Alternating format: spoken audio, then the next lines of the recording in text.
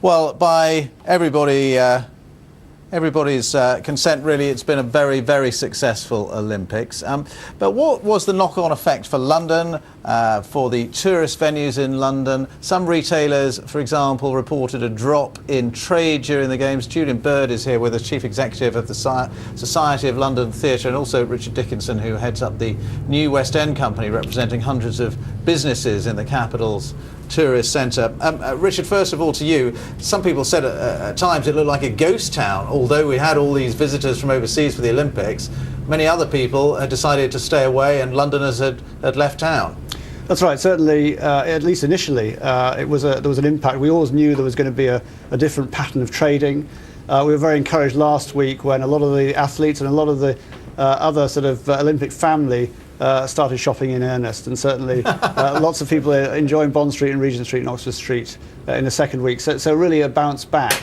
And that first week we were always suspecting it was going to be lower numbers, and also because there was lots of messages about Londoners staying at home, working from home, and others which probably were a little bit too robust in terms of messaging.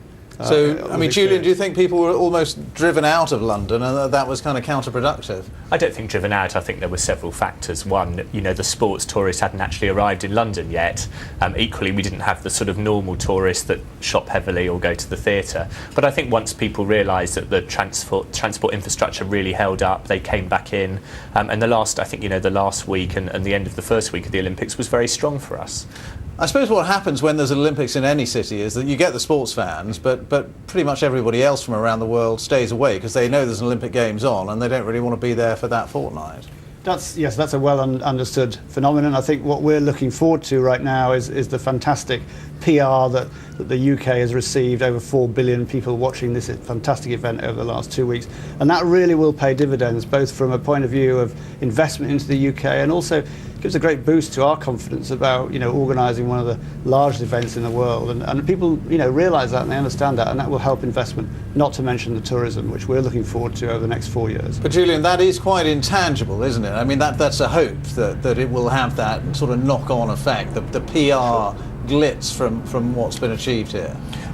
Naturally, of course it is. I mean, representing the theatre world, the great thing is we are the biggest theatre capital in the world, and this was our great opportunity, I think, to show theatre off, and you saw that again last night in the closing ceremony and heavily in Danny Boyle's rather amazing opening ceremony. And what we say to people is come and enjoy. This gives you a little glimpse of what it's like in the theatre world in London and all the other attractions you can enjoy in the retail and restaurants. And London is this amazing cosmopolitan city, and we do genuinely believe that the next 3 or 4 years we will see higher visitor numbers, both businesses and also leisure tourism, and that is a legacy win, I think, for all of us from these games. So in a way, if there was some short-term pain and loss of business, it's worth it? Very much worth it. I mean, we're seeing already, I think, 50 new retailers opening in the next 100 days or so in the West End, spending £250 million opening those new stores. So that's an indicator of the confidence that people have got in the West End and the West End retail district.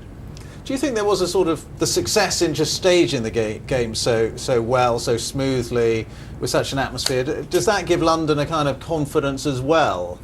Yes, I think so, and I think one of the things inevitably putting on something like this in London is that it brings everybody together from all the different agencies, people like us who represent the major businesses in London, together with the Mayor's office and the government, and I think that there will be something there for the future about everybody working together. I think we're all excited, a little amazed. London really has put the most amazing foot forward around the world. Really nothing's gone wrong, which who would have, lots of the media maybe wouldn't have predicted that in advance. Sure. And it's been a great thing for this city, I think. But looking at other cities, it hasn't always worked. I mean, people say it didn't really do that much for Sydney, for example, which is perhaps comparable.